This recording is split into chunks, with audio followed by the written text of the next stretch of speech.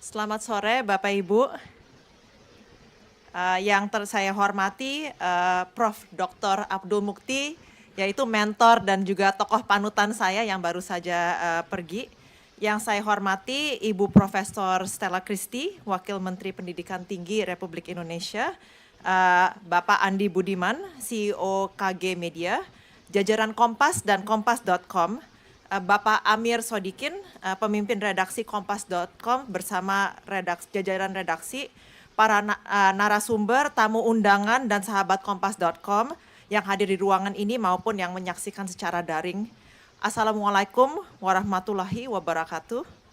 Salam sejahtera, shalom, Om Swastiastu, Namo Buddhaya, dan salam kebajikan untuk kita semua.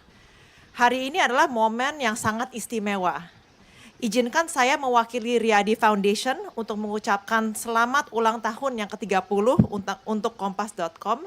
3 dekade bukanlah sekedar hitungan waktu, adalah perjalanan panjang ide, kata-kata, dan juga gagasan yang membentuk kesadaran publik kita. Kompas.com bukan hanya media, melainkan sebuah gerakan literasi yang menyalakan cahaya pengetahuan, menjembatani masa lalu dengan masa depan, dan memberi makna baru tentang bagaimana informasi dapat merubah peradaban. Dan juga merupakan mitra strategis dari Riyadi Foundation untuk menjalankan program STEM Indonesia Cerdas. Hari ini kita tidak hanya merayakan ulang tahun sebuah media, tetapi juga merayakan perjalanan kolektif, perjalanan bersama sebagai bangsa dalam membangun generasi literasi dan unggul. Hadirin yang saya muliakan, mari kita sejenak membayangkan dunia anak-anak kita 15 tahun mendatang. Seperti apa ruang hidup mereka? Apa mereka masih bekerja di kantor? Ataupun berpindah ke ruang-ruang virtual tanpa batas? Apakah mereka akan belajar dari buku atau berdialog langsung dengan kecerdasan buatan? Apakah mereka akan menjadi konsumen teknologi atau justru penciptanya? Jawaban atas pertanyaan-pertanyaan itu bergantung pada apa yang kita tanam pada hari ini. Kita sedang berada di dalam persimpangan zaman, revolusi industri 4.0 dengan kecerdasan buatan dan disrupsi teknologi telah mengubah wajah dunia. Batasan antara kabur, profesi lama hilang, dan pekerjaan baru nyaris lahir setiap hari. Jika pendidikan kita tidak beradaptasi, maka kita beresiko melahirkan generasi penonton di panggung peradaban. Disinilah urgensi pendidikan STEM, yaitu Science, Teknologi, Engineering, dan Matematika, sejenak dini menjadi mutlak. Lebih dari sekedar keterampilan teknis, STEM menanamkan kemampuan berpikir kritis, memecahkan masalah kompleks, membaca pola, dan juga mengambil keputusan berbasis data. STEM adalah literasi abad ini yang akan menentukan daya saing generasi kita di masa depan. Sayangnya Indonesia saat ini menghadapi tantangan signifikan dalam pendidikan STEM yang menghambat aspirasi ekonomi berbasis pengetahuan. Banyak siswa lulus tanpa keterampilan pemecahan masalah praktis yang dibutuhkan di sektor-sektor seperti teknologi informasi, teknik, dan bioteknologi. Menurut laporan Kementerian Pendidikan dan Kebudayaan di Indonesia atau Kementerian Dasar dan Menengah sekarang, hanya 14 siswa sekolah menengah yang terdaftar dalam program sains yang secara langsung mempersiapkan mereka untuk karir STEM dibandingkan dengan rata-rata karir OECD sebanyak 22%. Lebih lanjut, kinerja negara ini dalam penilaian internasional seperti program PISA menggarisbawahi bahwa urgensi reformasi pendidikan itu sangat diperlukan.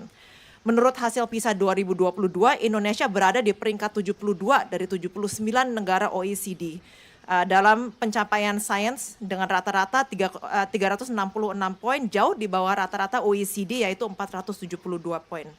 Nilai sains Indonesia termasuk yang terendah di ASEAN, sementara negara-negara seperti Singapura, Vietnam, dan Malaysia jauh lebih unggul dibandingkan Indonesia. Hal ini menunjukkan bahwa upaya negara-negara tetangga untuk menetapkan kebijakan STEM, meningkatkan kurikulum, dan terlibat dalam kolaborasi multi pihak membuahkan hasil. STEM bukan saja sebuah rumus atau robot atau laboratorium.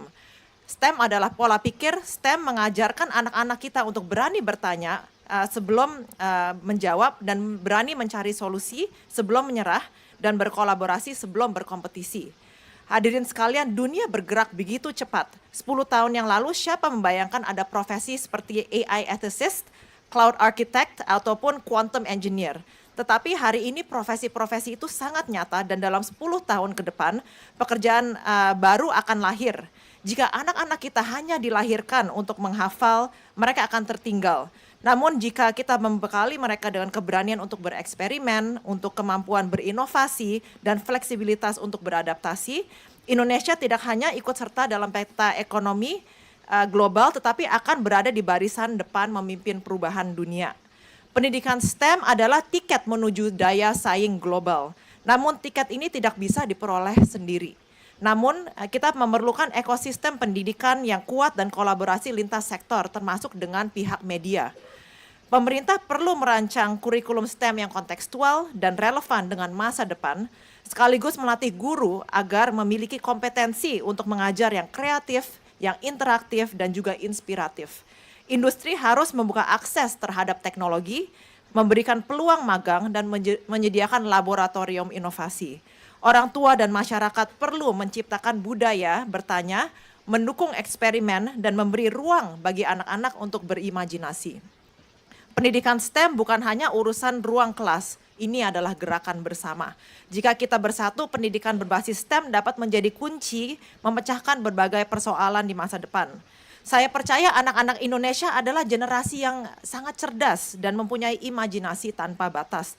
Tugas kita adalah untuk memastikan imajinasi itu tidak berhenti pada mimpi, melainkan menjelma menjadi inovasi.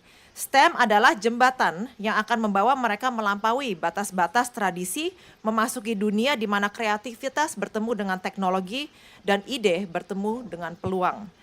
Hari ini saya mengajak pemerintah, dunia usaha, akademisi, media, dan masyarakat untuk mari kita bergerak bersama. Mari kita siapkan generasi masa depan bukan saja untuk menghadapi perubahan, tetapi untuk menciptakan perubahan itu sendiri. Mari kita jadikan Indonesia bukan hanya menjadi konsumen teknologi, tetapi pusat inovasi global, tempat lahirnya para pemimpin teknologi dan entrepreneur kelas dunia. Hadirin yang saya hormati, perjalanan menuju Indonesia Emas 2045 dimulai dengan ruang kelas hari ini. Dari percakapan kecil tentang rasa ingin tahu dan dari keberanian untuk melangkah keluar dan keluar dari kebiasaan lama. Jika kita bersatu membangun STEM, ekosistem STEM ini, kita sedang mempersiapkan generasi muda yang bukan hanya siap bersaing tetapi siap memimpin dunia. Selamat ulang tahun kepada Kompas.com, ulang tahun yang ke-30.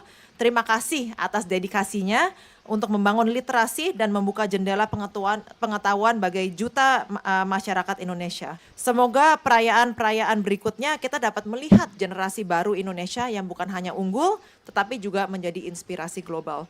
Wassalamualaikum warahmatullahi wabarakatuh. Salam sejahtera bagi kita semua. Terima kasih. Baik, terima kasih.